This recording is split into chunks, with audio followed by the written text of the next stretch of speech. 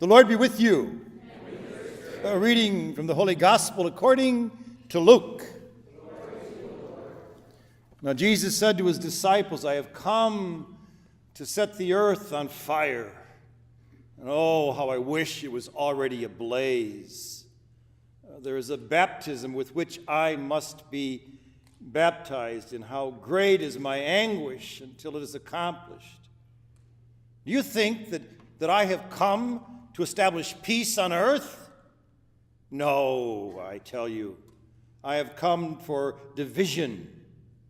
For from now on, a household of 5 will be divided, 3 against 2, and 2 against 3. A father will be divided against his son, a son against his father, a mother against her daughter, a daughter against her mother, a mother-in-law against her daughter-in-law, a daughter-in-law against her mother-in-law. The good news, the gospel of the Lord. Praise to you, Lord Jesus. And you have every right to say, are you kidding? Good news? You just said, praise to be Jesus Christ. And he just reamed us out. You know, at first blush, you want to blush at this gospel because you've got Jesus going and saying to his disciples, he says, do you think that I have come here to bring peace? And of course our response is, well, yeah. Yeah, that is the good news. I mean, aren't you called the Prince of Peace? Aren't we going to stay right before we take communion, before we come into contact with each other? Are we not going to say, peace be with you, and kiss each other and make a sign of peace? And yet he says, no, I haven't come for that. I've come for division. And we go, wait a minute, excuse me. Is not your greatest prayer, and it is a prayer that we have heard throughout all of the Gospels. It is the dominant prayer of Jesus, and this is the prayer of Jesus. Oh, Father, that they may all be one, as you are one with me, and I am one with you, and one with the universe. As diverse and different as they are, may they be one. That's the prayer. And to add insult to injury, this is Luke's gospel. You know, if it was Mark, you might be able to understand it, or Matthew. Matthew is always dividing the sheep from the goats and sending them down to Gehenna where the fire is never consumed and the worm dies not. No, this is Luke. This is the divine physician. This is the one who says, oh, everything is just wonderful, and Jesus is always healing, and this is the one of the prodigal son, and this is the one who writes about the Good Samaritan. This is a sweet man, and yet he's saying these things. So our question today, and it's a big one, is what are you saying? What's this all about? And what this all is all about is one word: baptism. Jesus has to undergo a baptism. He says, I've got a baptism to undergo, and oh, what anguish I am feeling, I am going through right now until I enter into it. I don't know if I'm going or coming with the pain that I feel. Oh, would that the whole world was on fire so that I can undergo what I need to go. Now, there's 2 kinds of fire. There's a fire that just is black earth and scorched earth fire. And then there's a cleansing fire. And that's the fire he's talking about.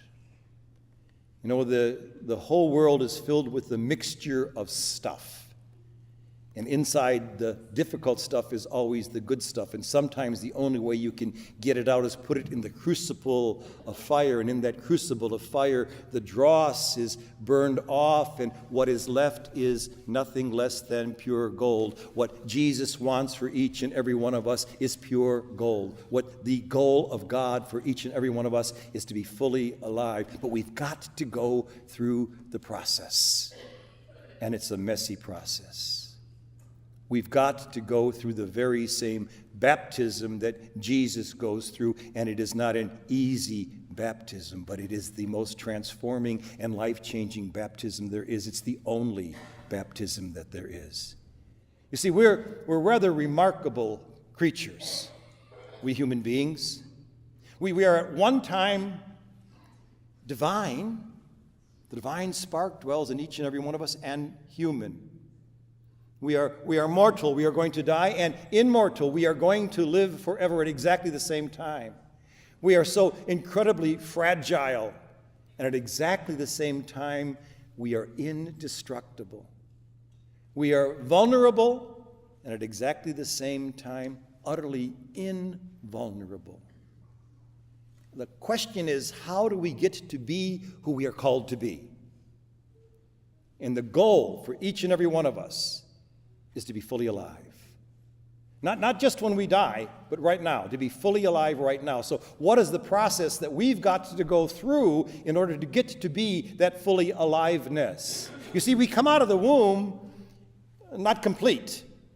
Matter of fact, there is very little there when we come out of the womb. We've got to really learn everything. And we learn by doing. We grow by desire and by stretching and wanting and hoping, but we also grow. And here's the paradox. Here's the part that is really hard for us to understand. As a matter of fact, it's so hard to hear. I want to say it over and over and over again. In the divine economy, in the economy of God, nothing is wasted. So he uses our desires and our hopes and our wants and our dreams, but he also uses our failures, our stumblings, our fallings, and our sin. Isn't that amazing? As a matter of fact, very often he uses our failings and our stumblings much more towards the goal of becoming fully alive than he does our strivings and thinking that we are in charge and can do it by ourselves. Much more when we fall and stumble and don't get it right. You see, all on the road to perfection, we have to have the imperfect. As a matter of fact, the imperfect always leads to the road to perfection. And by the way, unless you're a 19-year-old gymnast named Simone, you ain't going to reach perfection. Right? It ain't going to happen. Right? Even she, I think, twisted her arm a little bit, but the judges were really good. Why? Because the only one who is perfect is the divine, is God. But here's the wonderful thing, because we share that very divinity, we share that very love, we share that core, we now have the freedom to screw up. We have the freedom to make mistakes. We have the freedom to fall into the divisions and to sin. It's part of the process. And I want to say as clearly as I can today, it's okay. It's okay not to be perfect. As a matter of fact, the perfect is the enemy of the good, because the perfect doesn't exist. And so in our efforts to try to look perfect, we continue to cover up our weaknesses and our faults and our frailties and our sins. No. Every step to maturity by nature is immature. Isn't that interesting? Think about that. By necessity, every step to maturity is immature. So we get all upset with our teenage daughters because she's not mature. Well, she's a teenager. She's going to goof up. Let her go. That's how she learns. As George W. Bush once famously said, when I was young and stupid, I was young and stupid. It's okay. It's radically okay. As a matter of fact, I really believe it's part of the divine plan. Our imperfections and this is true in the physical realm, in the relational realm, and in the spiritual realm. In the physical realm, how do you learn how to stand up and walk? By falling. No, nobody has ever gotten up and walked the first time they ever tried. If you don't fall, you can't walk. And so you got to try. So it's okay to fall. That's all part of the deal. And that's what Jesus is saying today. It's part of the deal. Don't think you're going to come into nirvana just because you want to. No, you got to go through the same process that I go through, the same baptism that I go through. You got to fall. But it's okay, because underneath it all, you get to pick yourself up. It's the same thing in relationships. We had the lists of the the daughters against mothers and the mothers against daughters. And I'm surprised he didn't have brothers and sisters against brothers and sisters, because that's the relationship that we fail the most often at and teaches us the most. You know, when I hear children's confessions, the very first sin I always hear is, bless me, Father, if I have sinned, I fought with my brothers and sisters. And I says, yeah, what else is new? Of course you have.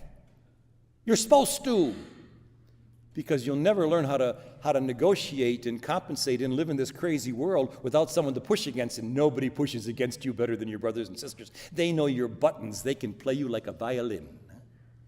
And that's a wonderful thing, because if you could survive them, you can survive anybody. So that's the way it's supposed to be. That's part of the whole process. And in the spiritual life, the worst thing in the world and the most toxic spiritual people in the world are the ones who do it all by themselves. It's called muscular Christianity.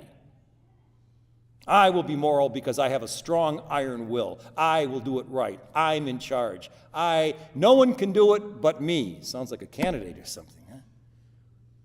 It's not true. Because even in the spiritual world, I take that back, especially in the spiritual world, you never get to it by doing it right. You always get to it by doing it wrong, by having your world fall apart. By no matter how many times you double down and double your efforts, everything continues to fall apart all around you. And at that point, what do you say? Oh my God, Lord have mercy. I can't do it. At that point, you have been transformed. Now, to all of these conflicts and divisions and difficulties and pains and sins, what are our reactions? Well, there are three reactions. Two we've got down utterly cold. And the first two are called either the fight or flight mechanism. When we come into a difficulty, we can either fight it or we can run away from it. Fighting it says, when I come into a difficulty in a difficult situation, and I'm going to fight, I'm going to be right. I'm going to hold on to my position, and my mind will never, ever, ever be changed. And if I do that, I can never, ever hear the other. I can never grow, and consequently, I'm really lost. If I fight, all I'm doing is holding on to my position, and I'm going nowhere. I'm sawing the saw in the same old place. This is the great pain and problem that we've got in our election right now. Everybody's doubling down. Everybody's pivoting to make themselves right. Nobody can apologize. Nobody can say, I've made a mistake. No, we're going to fight. If you're going to fight like that, you're going nowhere. Or you can flee. Flight is the other option. And flight says, you know what, I don't want to look at it as too painful. I know that the relationship between my brother and myself, or my mother and myself, is really, really bad. I'm going to pretend it doesn't exist. I'm going to wallpaper all over it. I'm going to ignore it. Let me tell you something.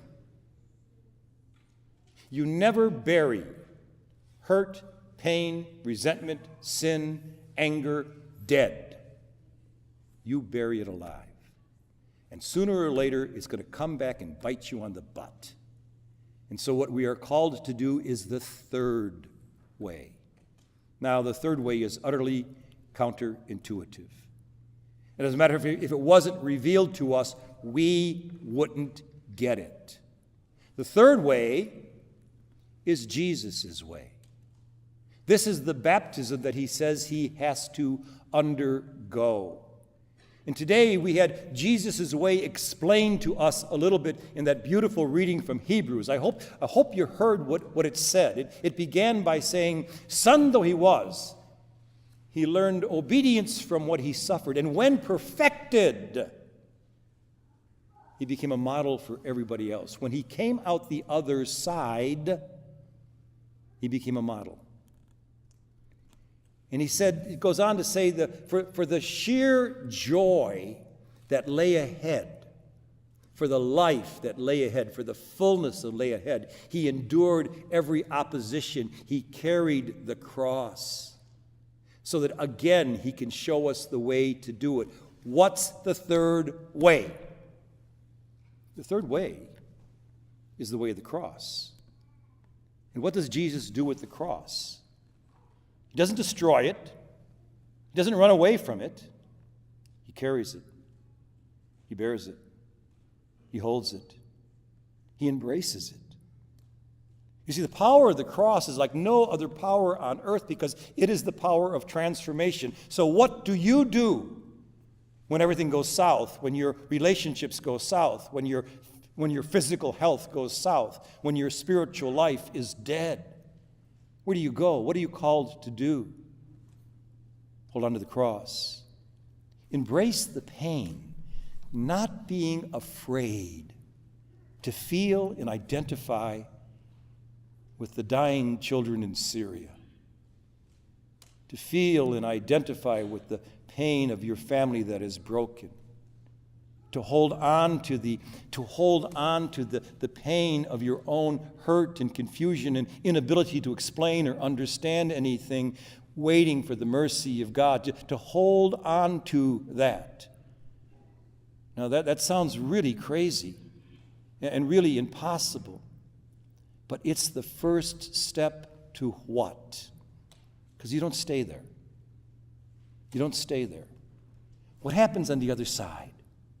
What happens on the other side is what we want, what we're living for, what Jesus came to give us. And what's that? Resurrection, the fullness of life. And I'm not talking about when you die. I'm talking about right now. As Jesus was holding on to the cross, and it killed him, it literally killed him. He could not stay dead. Why? Because of the other side of death is always life. And the other side of the cross is always the fullness of new life. And on this other side of our own crosses, of our own pains, of the own things we are called to endure, is union, communion, forgiveness, and peace. And at that point, all those stumbling blocks in all of our lives become stepping stones to the fullness of life. And that's really the joy and the prayer and the desire of God.